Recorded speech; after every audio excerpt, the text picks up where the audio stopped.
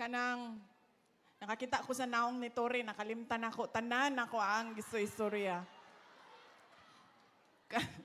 Di ba taga-North Cotabato na siya, no? South? South Cotabato? Hoy. Kanang, naamoy ka ng mambabarang din sa North Cotabato. Ha? Or sa South? Naamoy ka ila sa South? Naapod? Oh, para panigurado, North o South. Kay ingon sila, North Cotabato o South Cotabato ang ato ang mga kuhaon nga mambarang ha. Kay ingon sila, mas kusgan daw ang barang kung silingan nimo ang gabuhat sa barang. Taga-asa siya? Asa dapit sa South? Mlang? Marbel! Oo, mga Ilonggo. Daugid. So, dito, unsay silingan sa Marbel? Jensan? So, silingan sa Marbel? Takurong. Ay, sige, kailan ako sila Mayor Montilla. Okay, ako na bahala. Ako na bahala sa kuan. Mangkukulam dito sa South. Sa North, kamo na bahala ha. Pabarang na siya. Gusto mo makita sa akong mama? Kabaw mo, ang ako, gikidnap naman gyud nila ang ako ang amahan no. So wala na ko'y amahan, tuan na sa Hague. Ang ako ang inahan, ako gyud ni siyang gidala-dala na lang kay basin kidnapon pud ni Tore. So gidala-dala ginako ni siya. Kanang bisan asa ko, gikapuy na gyud ni siya. Kay nagsugod pa ni dito sa Cebu, hantod sa tanan biyahe. Nag-uban-uban ako ang mama kay mahadlok ko. Basin kidnapon ni Tore. Alima, ba? Kaya para makitaan ka nila ba?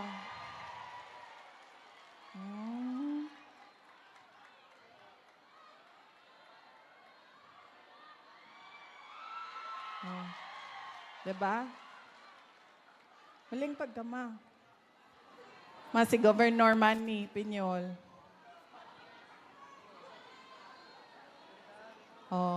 Diba?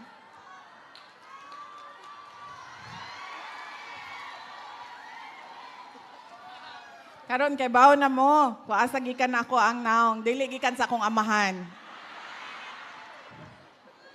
Malingkod ka? Magbinutan na. Dito gamay maulaw ko nga. Magsigigyaw-yaw din he. Dito ko. Pagsuot og headphone. Unsa ganito ko istorya na. Kalimot ko si Tore at okay. Nanawag siya, kaduha naman na siya nanawag sa ako. Katulo na siya nanawag, pero kaduha siya nanawag nga naagyo ko sa barge. Katong nagtabok mi Cebu to Negros, nagtabok mi Leyte to Surigao. Nagingon siya, Inday, palihog ko, diretsuan na lang ang mga tao. Ingna sila nga gahangyo ko. Kaya baya mo no, kaning lugar, kung asa ko nagatindog karon, iyahaning pwesto. Kay dili baya gyud ko unta mo apil og kampanya karong eleksyon na ni. Kay kebaw baya mo sa kasakit sa tagam nako kay BBM. Mao nang nag-ingon yung ko ato, pag-ingon yung BBM nga sali ang HMP ni anak ko, ikaw ra bahala mo din na, kamun lang.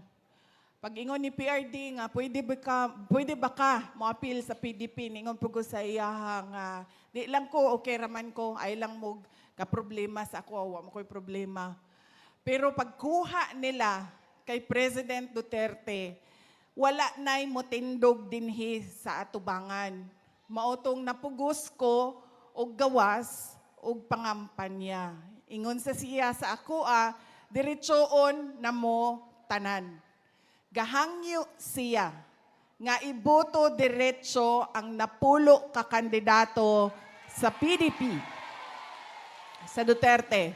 Una na, si Bato de la Rosa, si Bongo, si Jimmy Bondoc, si JV Hinlo, si Raul Lambino, si Philip Salvador, si Rodante Marcoleta, Vic Rodriguez, Apollo Kibuloy, o Doc Marites Mata.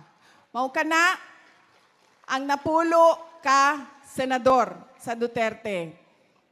Nganong kinahanglan straight o block voting ang buhaton?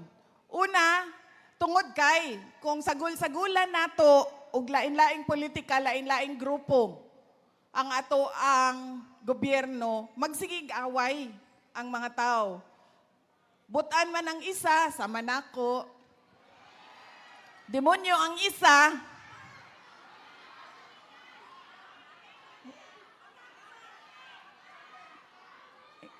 gidaog-daog ko. Okay na ko, ay magkaguol na ko. Kanang magsigiog, away. Makalimtan nila ang katauhan. Makalimtan nila ang ilahang trabaho. Makalimtan nila ang ilahang programa o proyekto. Kay mag-survival mode man ang mga politiko. Unya, dili na makalihok ang dinhi sa inyo ha, ang governor, di nakalihok. Unya, ang vice governor, di na pod ka lihok. Kay lain-lain man ilang grupo, magsigi sila og daotay, magsigi sila og away. Mo nang di na sagulan og lain, kay aron isa lang ang direksyon, paspas ang trabaho, daghan og mabuhat. Kay mawala naman ang sigig away. Bangi kada adlaw sa politika. Ikaduha, kung daghan kaayo ang boto, sama ani kitang tanan, pare-pareho og boto. Daghan kaayo ang boto sa napulo ka kandidato, maglisod sila og gukod sa panikas. Panikas sa makina sa kanang dagdag bawas. Kay layo man kaayo ang biya sa boto. Kay kung dugol man god ang biya sa 30 sa 9, 10, 11, 12, ilahan ng dungag-dungagan niya kuhaan ang ubang kandidato para modaog ang ilahang mga kandidato. Mo nang kinahanglan diretso gyud, napulo ka buok. Ikatulo, ngano kinahanglan man napulo diretso sa PDP, mga senador ni Duterte. Kay pareho sila, tanan. Kitang tanan nakasabot kung unsa ang atoang gusto makita sa atoang nasod. Ang gusto nato ipadayon ang nasugdan ni President Duterte. Ipadayon ang tinuod nga kabag-uhan. Dili nang pasuuton tatanan og logo sa bagong Pilipinas, pagkahuman pakantahon ta og bagong Pilipinas, pero doon na ba'y nagbag-o sa North Cotabato? Mao na ang gitawag na alyansa sa walang nagbagong Pilipinas. Mao na siya. Mubalik na pud ta dito sa una na akong talumpati. Tungod man pud na sa atoa. Kay mali man ang atoang pamaagi sa pagpili sa atoang leader. Giganahan ta sa iyahan, nagtindog sa atubangan. Pero ambot yun, kung gano'ng giganahan ta ato niya, anong gagamay biyan ang tawahanan na? Ginahan ta, oy, maayo kayo may istorya. Hala, maayo kayo mag-in-English, mao na lang to. Ganyan, gani data mangutana. Unsa may gibuhat ani, unsa may gisaad ani, nagihatag yun niya. Nga para yun sa nasod. Dili lang para sa kaugalingon nga interes. Mauna ang rason kung anong kinahanglan diretsyo. Kay sila tanan kasabot, ituloy ang tunay na pagbabago. Alright, nandito po mga kababayan si Vice President Sara Duterte sa Kidapawan City, no, para po personal na mag-attend dito po sa campaign rally sa pangunguna po ni gubernatorial candidate Manny Piñol at kanyang mga kasama mga kabayan dito po sa North Cotabato. Ayan, at kanya nga pong na-mention, no, dahil nakita niya yung video na nung paghuli or pagdakip nila kay Pangulong Duterte mga kabayan, nakita niya itong si General Torre at sabi ni VP nakalimutan niya lahat yung kanyang mga sasabihin dahil nakita niya yung mukha ni General Torre mga kabayan at kanya pong binuking, no, at itinanong dito sa mga tao na taga Kidapawan or taga North Cotabato na ito palang si Gerald Torre ay taga South Cotabato mga kababayan at galing pala ito sa Marbil daw mga kababayan, no? Or Coronadal City yung ibang term o ibang pangalan.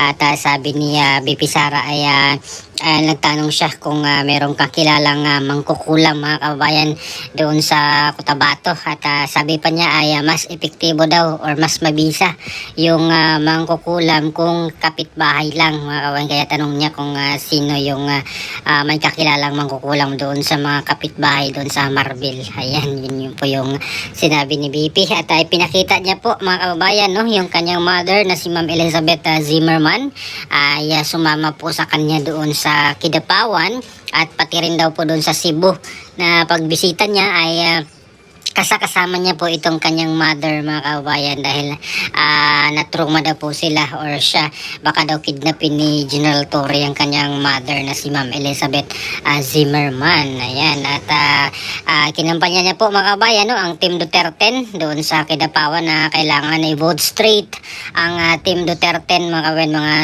Duterte senatoriables, no, kailangan na vote straight mga kababayan para po sa tunay na pagbabago at ayaw ni BP Sara na mahaluan ng ibang mga kandidato or politiko mga kababayan dahil ayaw niyang magkagulo or maiwasan ang magkagulo mga kababayan at hindi daw po makapagtrabaho ng maayos kasi kanya-kanyang mga agenda itong mga politiko. Kaya sabi niya kailangan vote straight, i-block voting ang mga kandidato ng Duterte mga kababayan, no? Ayan, at pati rin po si Governor Piñol ay kanya na pong inendorso at ang mayor ng Kidapawan City at lahat ng Team Duterte slate mga kababayan doon po sa probinsya ng North Cotabato. Ayan, so ano pong opinion nyo mga kababayan dito po sa pagbisita ni VP Sara Duterte ito po sa Kidapawan at sa North Cotabato? Ayan, please comment down below. Maraming salamat. God bless po sa ating lahat.